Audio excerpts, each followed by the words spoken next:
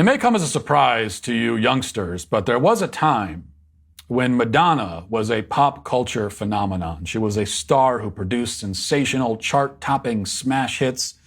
Now, the songs weren't any good, of course. There was never a time when Madonna was making good music, but she was relevant, and she sang a lot about sex. And people said, wow, did you hear that new Madonna song? She sings about sex again. And music critics said that it was groundbreaking, because music critics have been calling sexual songs groundbreaking for the past 55 years or so. But each generation has its own revolutionary pop stars who sing about sex. Madonna was replaced by Britney Spears, and then Britney Spears went insane and shaved her head, and she was replaced by Katy Perry, and then Katy Perry finished making her 3 songs, and she was replaced by somebody else, and then by somebody else, and then eventually Cardi B came along. And when Cardi B came along, music critics were astounded again. They said, my God, this one sings about sex in extra raunchy ways. This is the raunchiest we've heard yet. It's genius. But then came Lizzo, and critics exclaimed, wow, she sings about sex, and it's raunchy, and she's obese. And they were smitten anew. The point is that Madonna's time came and went. She's now 64 years old, which translates to 6,400 years old in pop star years. She might as well have been born in the early days of the Sumerian Empire at this point. And you might think then that she would simply just take her hundreds of millions of dollars, retreat to a private island, and live out the rest of her life in peace, confident that she has passed the whorishness torch to a new generation of musical prostitutes. But Madonna has thrived on attention. She's lived off of it, fed on it like a vampire bat for decades. She doesn't know how to do anything else. And so grandma emerges from her mansion every once in a while, disfigured from plastic surgery, looking strikingly similar to a 1990s Marilyn Manson, actually. And she makes another bid for the world's attention. And that's what led to this TikTok video a few days ago, where she seems to come out of the closet. Watch.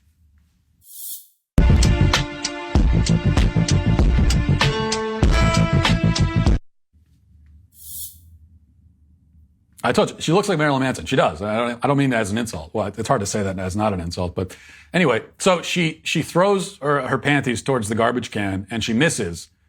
And this is her strange metaphorical way of telling us that she's sexually attracted to women. Of course, she already kind of made that announcement when she made out with Britney Spears on stage at the VMAs like 2 decades ago. So this is not exactly breaking news. If she was intending to be in the closet this whole time and keep it a secret, then she must have been utilizing the hide in plain sight strategy.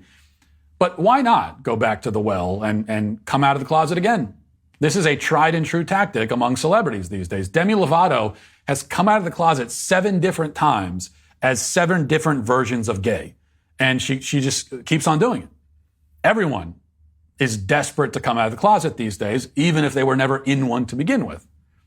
This week, we had a National Coming Out Day, which featured lots of similar public declarations, like this one from somebody named Lee Sharp. He tweets, "Happy Coming Out Day. I am polyamorous and in an organically formed triad with my 2 lovely partners. We also each in various amounts date others as well. Just as people can love more than one parent or child or friend, romantic love for multiple people is valid too." Well, at least the triad is organically formed. Call me a purist, but I prefer organic triads. That's just what I prefer. Sometimes I'll buy a few bundles of them in the produce section at Wegmans, keep them in vases around the house. They make, for nice decorations, especially because of the bright colored hair. Now, in their case, the interesting thing is that the guy, he looks like a relatively normal guy, like he should be working at Office Depot or something, except for the hair, which looks like it was dyed with food coloring without his consent while he was passed out. The 2 women, on the other hand, are going for the typical Star Trek villain aesthetic.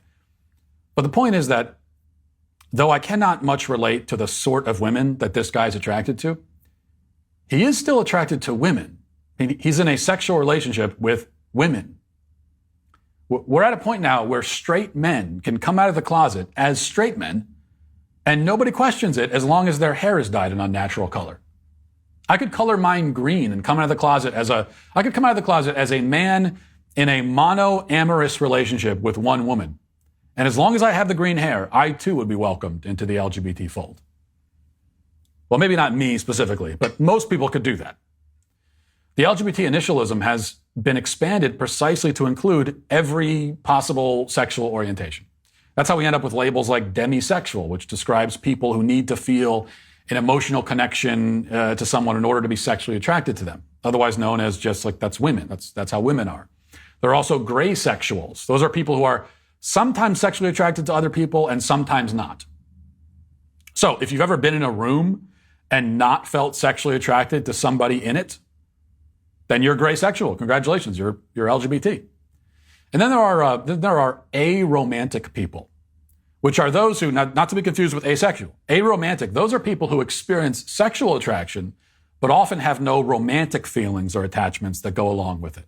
So they're sexual, but they're not romantic, which according to almost any single woman on the dating scene, describes almost every single man on the dating scene. The LGBT community is the only oppressed victim group in human history that people are desperate to be associated with.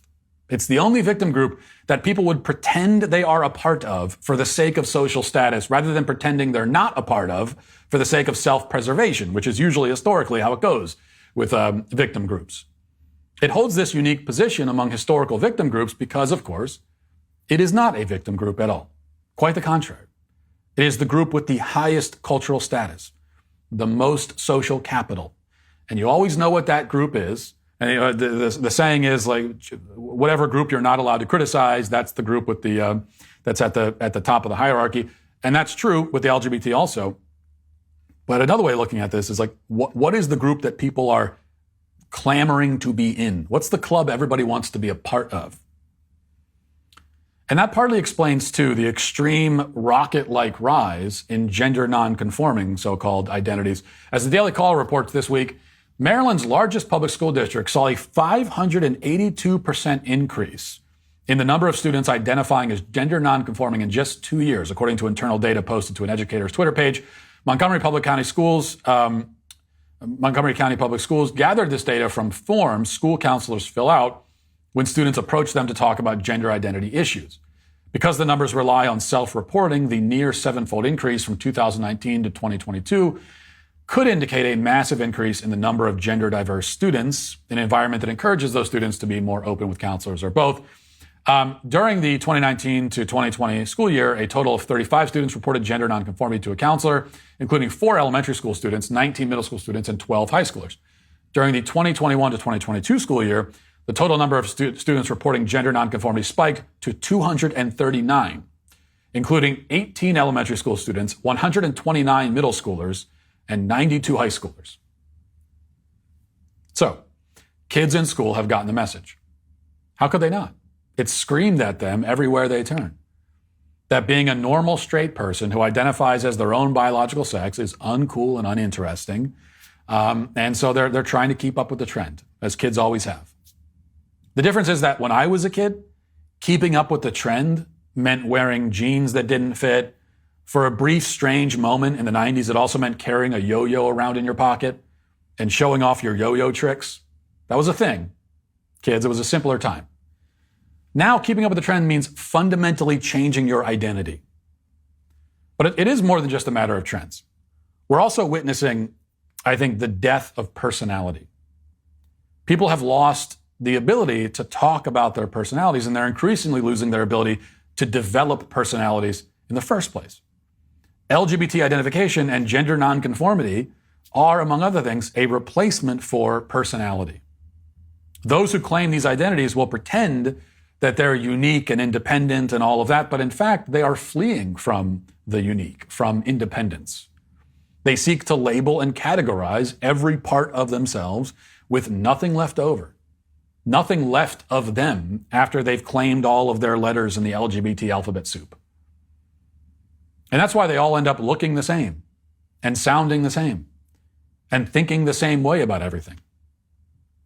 It's no wonder that someone like Madonna has jumped on the trend. Her life has been nothing but a series of publicity stunts.